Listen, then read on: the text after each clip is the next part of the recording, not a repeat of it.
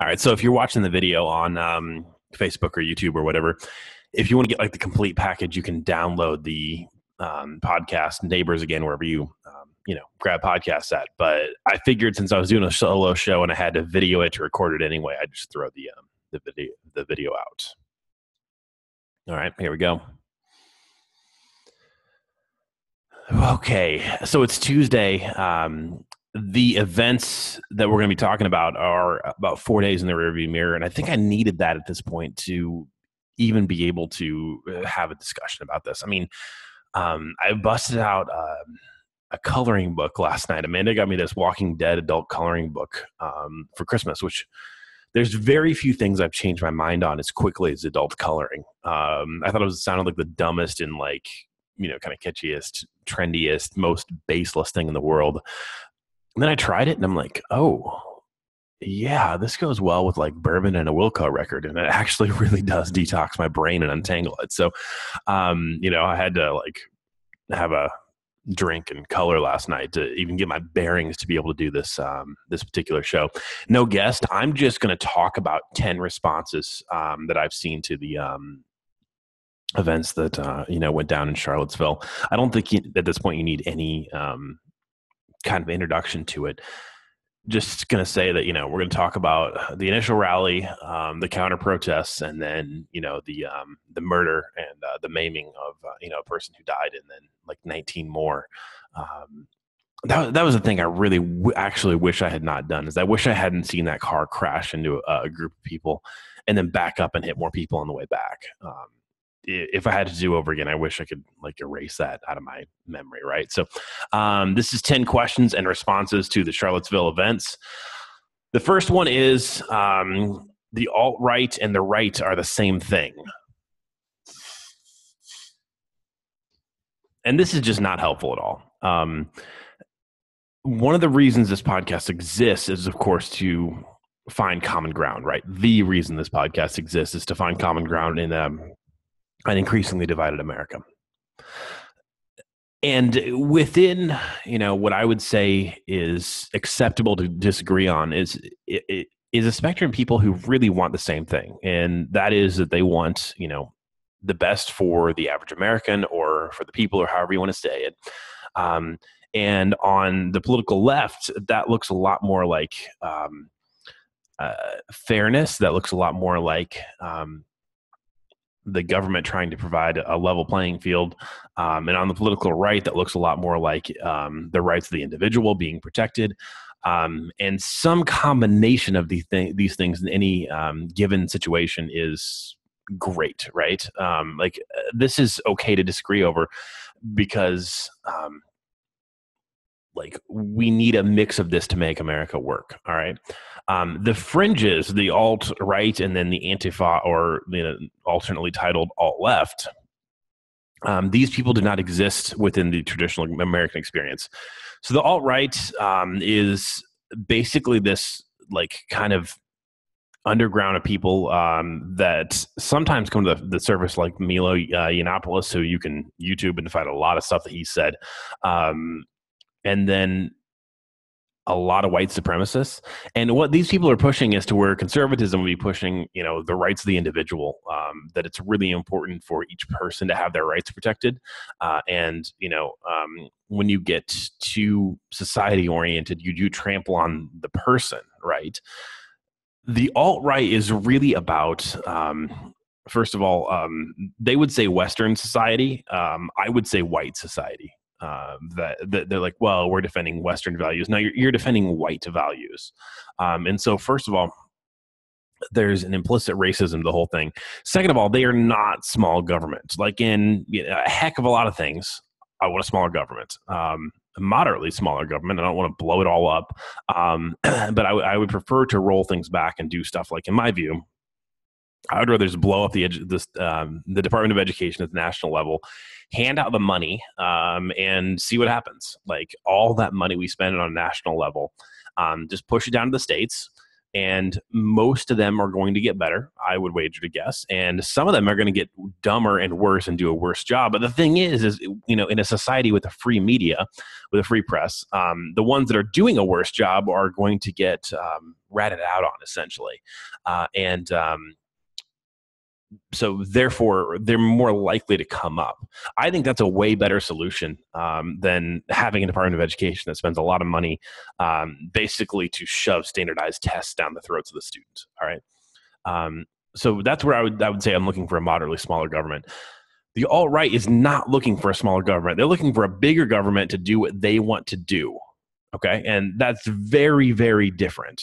So, being a quote unquote ideologue or is kind of a negative way of saying somebody's an idealist. Here's what being an idealist looks like in this very difficult situation in Charlottesville, Virginia. The ACLU, which is traditionally thought of as a more liberal and even predominantly black organization, actually defended the rights of the KKK to protest around the Robert E. Lee statue that was, is scheduled to come down. By the way, one way to avoid this is as soon as, if you're going to pass a law that's, or, a local law that says that a statue is coming down, make sure that law says it's coming down within 48 hours. So there's not time for this crap.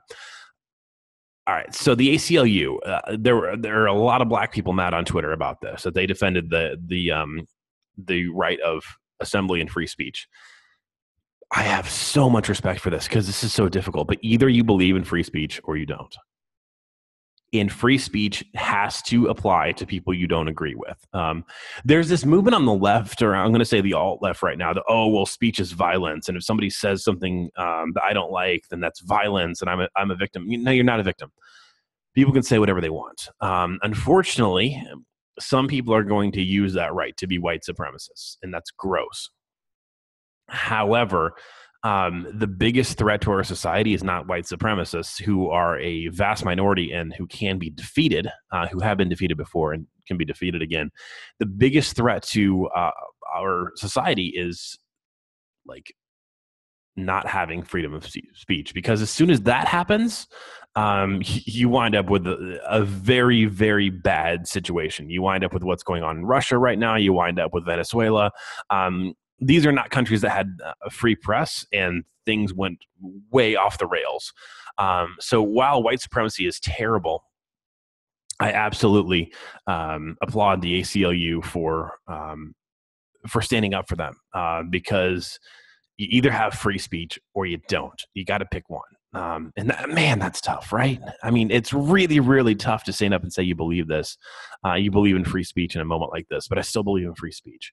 What the alt-right wants is not, they don't want an ideology. They want the government to do what they want the government to do, which mainly involves pretty anti-minority policies, and basically they want a pro-white society as dictated by the government. You cannot have a pro-white society as dictated by the government and have classical conservatism, which is looking to protect the rights of all individuals. Okay, you can't have that. Those things are not the same thing. So all of a sudden we're getting into Nazis and communists, right? And really we're getting into Nazis and communists. And I've said that the international stage actually looks a lot like World War I right now, because one of the biggest sponsors in terrorism is Turkey. And we forget that the Ottomans, the Turks, were an empire from 1300 AD to, 100 years ago, right? And they controlled Greece and a heck of a lot of the Mediterranean. You think those people just forgot? They want their empire back. And so the global world may look like World War II, and this just sickens me. But our country is starting to have factions that look more and more. The global world looks like World War I. Our country is starting to have factions that look more and more like World War II. I'm not sure what my grandfather and great uncles answer the draft for if it wasn't to go kill those people. And I'm going to get into whether or not violence solves problems here coming up in just a minute. But to close out the alt-right thing, these people are not even on the political right, because the political right at the heart of it is protecting the rights of the individual. If you want a white society, you are in a form of socialism, in the way that both the Nazis and the communists were into a form of socialism. And we'll get to what the Antifa is here in just a second. But that this has nothing to do with the traditional conservative platform in the United States. So you can stop with the, oh, well, if you voted for Trump or if you're a Republican, you had your hand on the wheels that car plowed into the crowd. That's not helpful for anybody. All right, what is the Antifa? The Antifa need a better name, first of all. They're anti-fascist. This is a group that is, unfortunately, pro unprovoked violence, and they're Marxists. They're also people who live with their parents.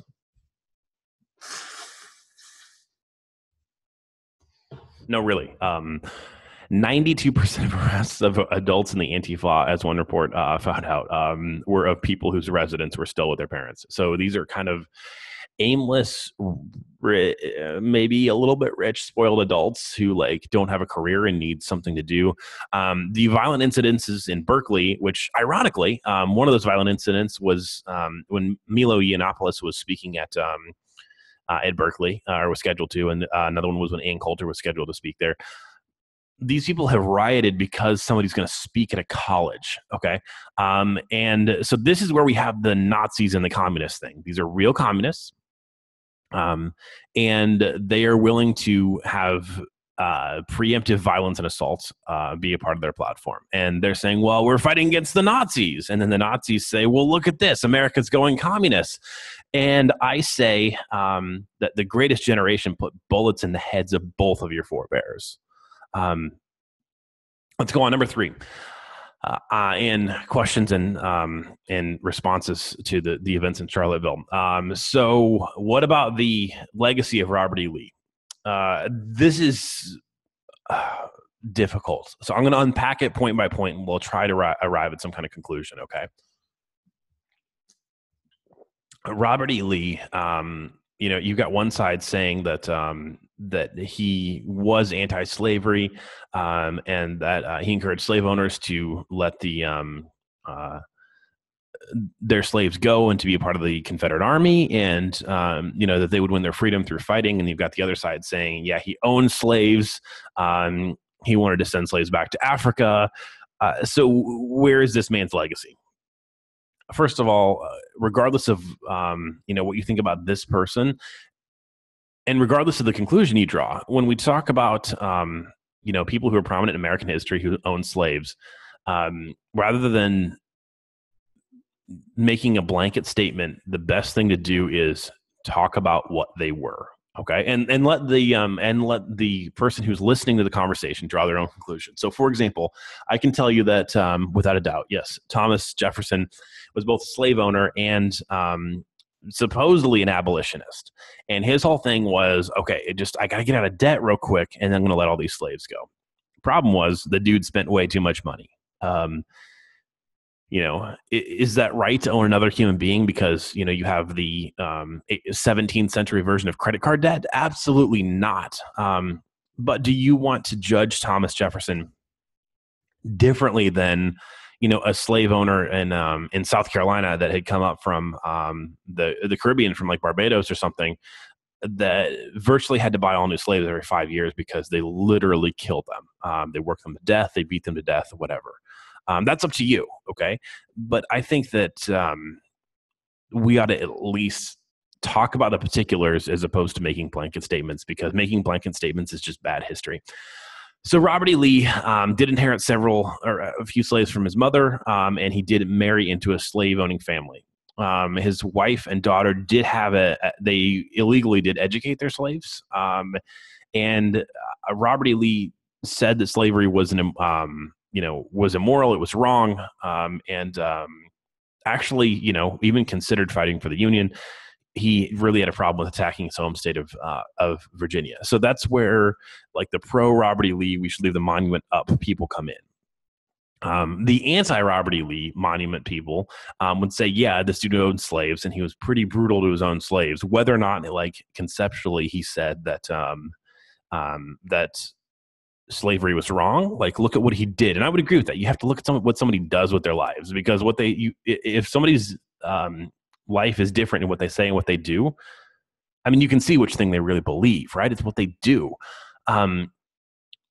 Another critique of Lee was that that he and his wife actually started a fund to send freed slaves to Liberia. I have no idea what these slaves were going to do in Liberia, but this is a criticism of, like, oh, well, this guy, he wanted the black side of America. Man, I mean, this is tough, right? Because you have these two ideas throughout American history, and one of them is that we need to integrate and find community and live together, and I would agree with that. But for all this man's sins and for all the things you should judge him for, I'm not sure this is one of them. I think that there would have been way more economic prosperity and equality if right after the Civil War, we had actually set up, like, exodus states, right? So one of the things that I wish would have happened is I wish that the Confederacy offered full statehood to the Indian tribes in Oklahoma if they would fight for the Confederacy. I have Cherokee roots. And my family's tribe fought for the Confederacy because they were promised revenge on the army of Andrew Jackson, who had put him through the Trail of Tears 40 years earlier. Had that happened, had there been full Indian statehood, and had former slaves had a state to go to have their own democracy, which was fully protected apart from Jim Crow, and given the promise of 40 acres and a mule, I think that a lot of the stuff that would have been happening right now that's happened over the last 150 years wouldn't have happened. A lot of that has to do with the fact that that Johnson, Lincoln, the guy who succeeded Lincoln, was the worst president in American history. And people are like, no, well, Trump or Reagan or Bush or Obama. Yeah, okay. So what you're saying is American history has never existed until you were born, because you're that important. That the only possibility for the worst president ever was during your lifetime. Let me tell you something. Johnson hated both upper class free whites in the South, and he hated free blacks. He was prejudiced and he was classist, and he wanted to wreck both of those groups. So he intentionally screwed up destruction and harmed the Southern economy in a way that it's still not recovered today.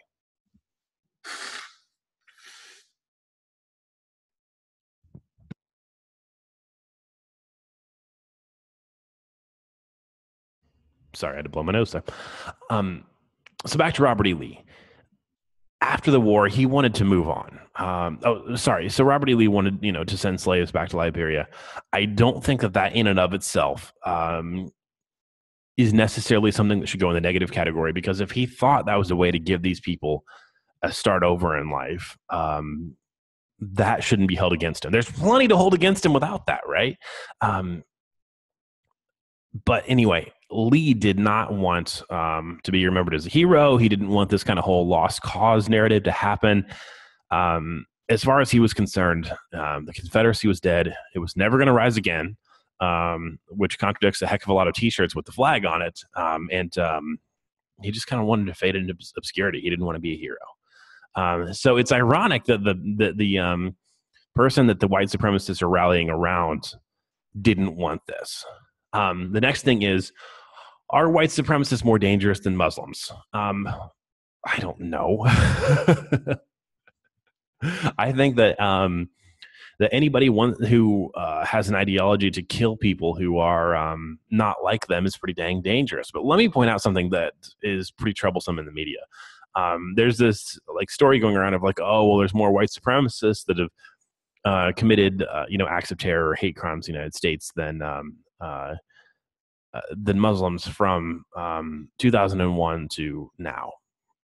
Okay, a couple things. First of all, they're not counting September 11th. So what they did was they started the study in December of 2001 because, once you start with 3,000 dead, it's pretty hard to ever for them, with the Muslims on 9/11. It's pretty hard for the white supremacists to ever pass that. And then they were counting acts, like acts of aggression or whatever, and not a body count. And this is, I'm not arguing for one side or the other or trying to condemn all Muslims at this point. But this is just terrible journalism. It's completely dishonest to say, oh, well, white supremacists are clearly more dangerous than Islamic supremacists because, there's been more, attacks or whatever. Okay. If you're counting a hate crime, like spray painting a swastika on the car of a minority is a hate crime, and that's horrible. That's really not the same thing as shooting up a gay nightclub. Okay. And so when you just put the Pulse nightclub shooting together with 9/11, you're at 3,050 something, right?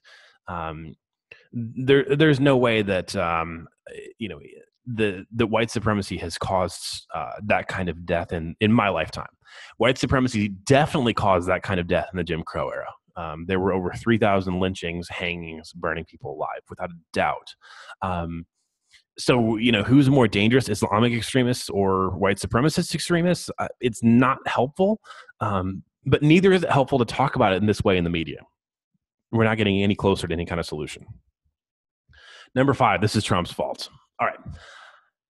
Yeah, absolutely, without a doubt. Trump's response was horrible. And when he finally came back and condemned the KKK and the alt-right and white supremacists, it had basically been because his arm had been twisted.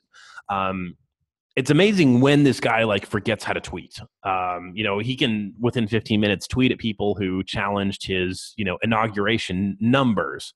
And yet he goes 2 or 3 days without saying KKK after the KKK carried out an attack, drove a car into a crowd full of people. That's reprehensible. Is it Trump's fault? I would say no. The KKK has existed long before Donald Trump came into the presidency, and he should be doing a lot more. But to blame him for something that has been around for a century and a half at this point has a very short-sighted view of history. Do I wish Marco Rubio or Ted Cruz was president right now? Oh my gosh, I've wished that every single day since Trump got elected. Those, were 2 candidates I absolutely loved. I would say that Trump, in my opinion, they are the 2 candidates that were the closest to my belief system that have come out of the Republican Party in my lifetime. And this idea in the media, they're like, oh, well, they're just already running for the 2020 election by condemning this stuff. Okay. You don't think that 2 Hispanic men might have a reason to condemn a white supremacist group other than running for president? That's the only way the Hispanic men might have an issue with a group that wants to kill all non-whites. It's the only thing you can think of. That's it. Only thing. Okay, number 6. The response is we should ignore it. This kind of goes back to whose fault is it? And I had somebody comment on this on Facebook. Oh, well, if we would just ignore this thing. Yeah, this is not going away. There are not planned protests in Boston and a couple other cities by the alt-right and white supremacists because of, the counter protests. There are planned protests because this movement is growing, and that has nothing to do with counter protests. All right. It has everything to do with the fact that there are angry white people out there that are Nazis. Okay. The Nazis didn't pop up the first time around in the U.S. or outside the U.S. Obviously the origin in Germany, they didn't pop up because somebody opposed them. They popped up because they were hateful, evil human pieces of garbage.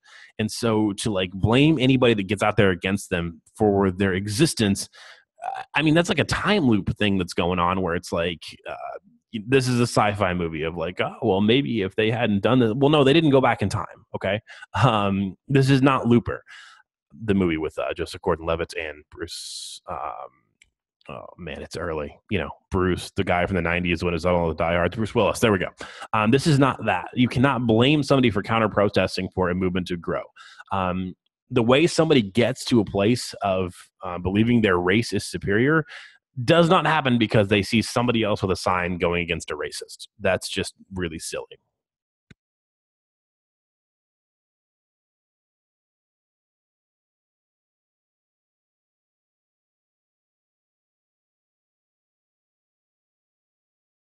Number 7, you're a bad guy if you suggest self-defense in a situation like this. This came in because I put up a video on the Neighbors Again podcast Facebook page where I showed a clip of the violence and said, hey, violence in our world is real, and you'll probably never be in it, but you might want to get some training, because if you have some basic martial arts training, you can beat the tar out of these people, regardless of your size.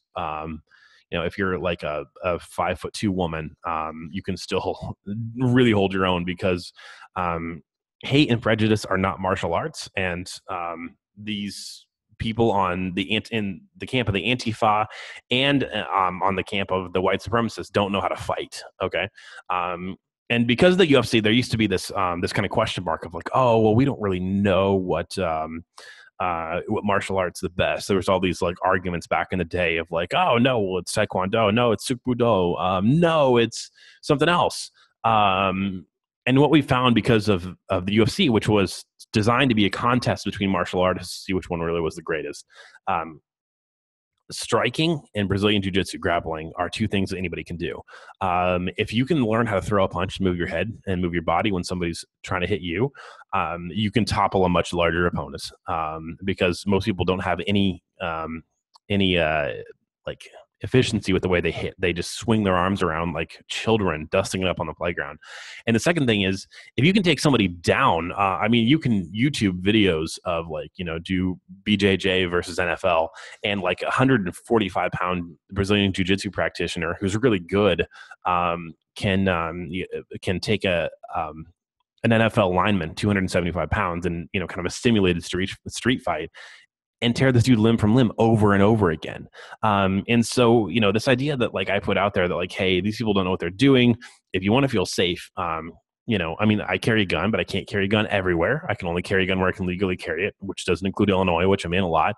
Nobody can take away my hands and feet and knowledge from me, right? So if I know how to use my body to defend myself, I'm in a much better position than always relying on, oh, well, I'll be carrying a gun at the time.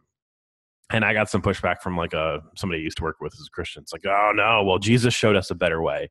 And I replied, if you believe that Jesus is calling you to take a beating at the hands of the KKK, to just get beat up, then I believe you should follow convictions. Absolutely, 100%. For most of us, that's not a reasonable argument. Okay. So what what I'm saying here is not that I'm trying to start fights or this is Punch a Nazi Day or something like that. What I'm saying is that we are in a period with increased acts of kind of large scale violence. Overall, America's gotten much safer from 1990 to now, much safer as far as violent crimes. However, these large scale violent events are popping out, and you don't know if there's going to be one in your town. You don't know if you're going to be leaving work or all of a sudden there's going to be a mob, that's blocking traffic or something like that. Knowing how to use your body to defend yourself is a good thing. This idea that like, oh, well, if we would just be nonviolent, we could change history. One of the worst writers in Christian thought, because I'm a Christian, in my opinion, as far as world history, is Shane Claiborne, who's like this like kind of hippie guy out of Pennsylvania who like knits his own pants and cries and has a lot of feelings. Shane wrote about World War II that all the Christians should have marched out and said to Hitler, we won't let you do this, like an unarmed protest. If only there were a way to know what the Nazis did with unarmed protesters. Oh yeah, they did kill 11 million people. They did kill 6 million Jews. We could maybe even ask the Jews who survived, hey, so did that work out for you? I mean, it's just the most ridiculous argument that if you have any plan for self-defense, that you're somehow part of the problem. This is what violence is. Violence is aggression towards someone else carried out in a physical act. If you're defending yourself by the rule of law in a court of law, you are not committing violence. You are trying to preserve the life and safety of yourself and the people around you. Okay, you can't just go attack people. But if someone genuinely attacks you and you have no other option, it's you can't win, lose, or flee. If you can't flee, if you can't retreat, and it's win or lose, you should win. And you should have every tool available that you're able to for you to be able to win. And if that includes, some grappling classes that are going to give you confidence and, show you how to armbar somebody to submit them so that they stop attacking you. I don't get the downside. This is an overly emotional response from, quite frankly, white people who have lived in subdivisions, who have never faced any kind of physical adversity like that. Number 8, the KKK is back. This is a short one. KKK clans, or I guess I should say KK clans to be correct, have doubled in the last 3 years. This should concern absolutely everybody. Number 9, we're back to the segregation or unity question that we were talking about with Robert E. Lee and sending former slaves to Liberia to give them a new life. Again, this is tough. Do we integrate or do we live separately? Because, one of the responses of, the police shootings that have happened over the last few years and now events like this is that there's a portion of the Black community that's saying, we need to support Black-owned businesses and have our own communities and basically build our own thing, right? And I don't think that's completely unreasonable reaction to what's going on or to history that historically when Blacks have done well, that whites have tried to screw it up. Black Wall Street was a very real thing. This was a flourishing business district in Tulsa, Oklahoma that whites burned out just because Blacks were doing well.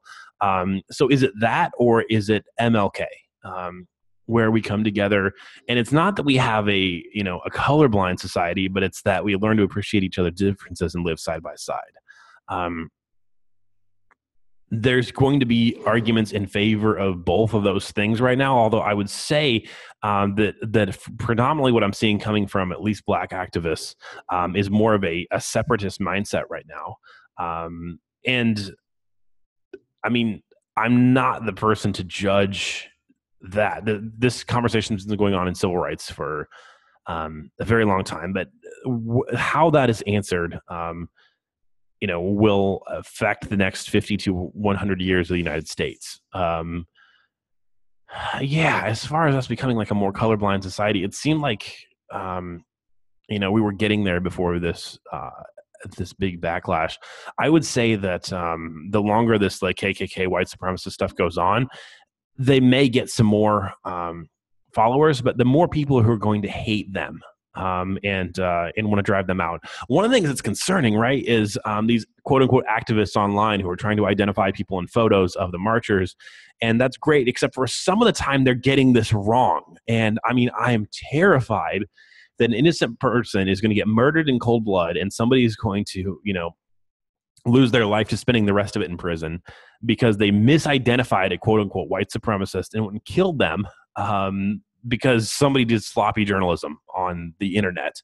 And I mean, if we're going to do this, I actually think this is a solution. I do think this is a solution, but we can't just within 48 hours be doing this. We need to have some kind of thorough journalism that's going on, sort of like there's a child molester database for your neighborhood so you can see who's a sex offender. There should, if a very well-organized, well-funded group actually did thorough research and had evidence that people were stepping out into public as white supremacists and wanted to create a database for that. I do think that holding people accountable that way is a great way to change people's behavior, right? But I'm afraid somebody innocent is going to die because we have armchair quarterbacks on Twitter that are not journalists. They're not doing research. They're just kind of trying to match up Facebook profile photos, and people look pretty similar. There are 350 million people in the United States. The odds that there's 4 or 5 or 10 or 15 people who look a lot like you are pretty high. And there have already been a couple of individuals, and you can, Google this: Wall Street Journal, Washington Post, New York Times, CNN, Fox News are all reporting on it, to where, somebody who's completely innocent has now lost their ability to feel safe because you have these counter protesters that are harassing them.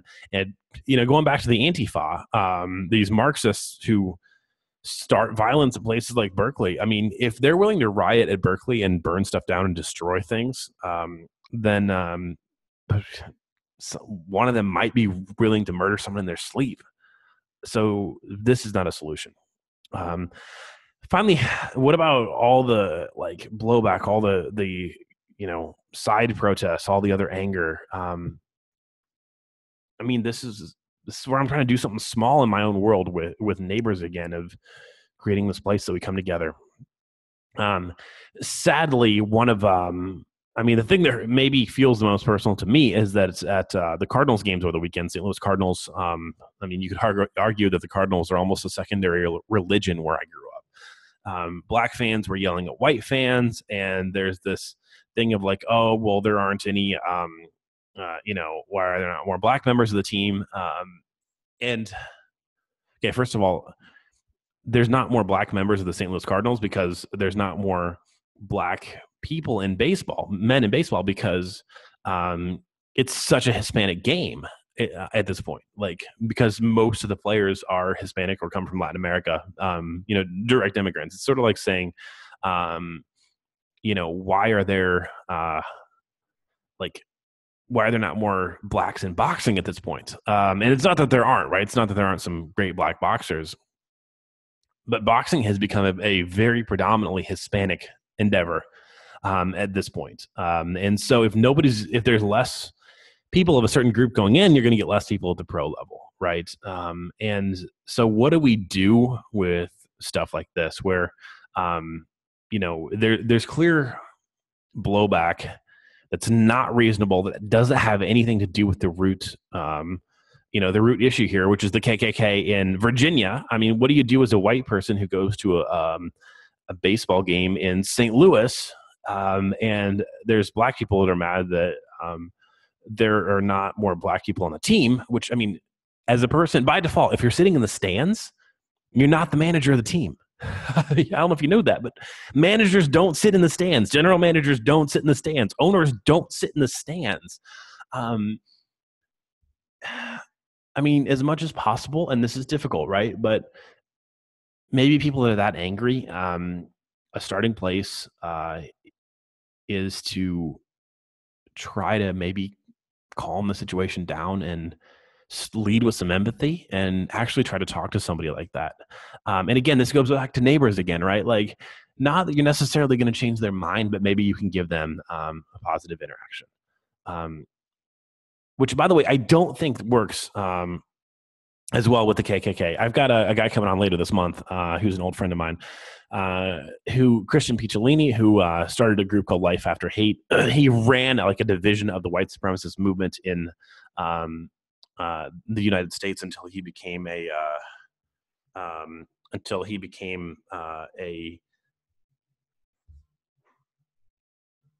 Hey, sweetie, I'm finished on the podcast. Okay. Give me 5 minutes. Okay, I'll be in 5 minutes. I love you.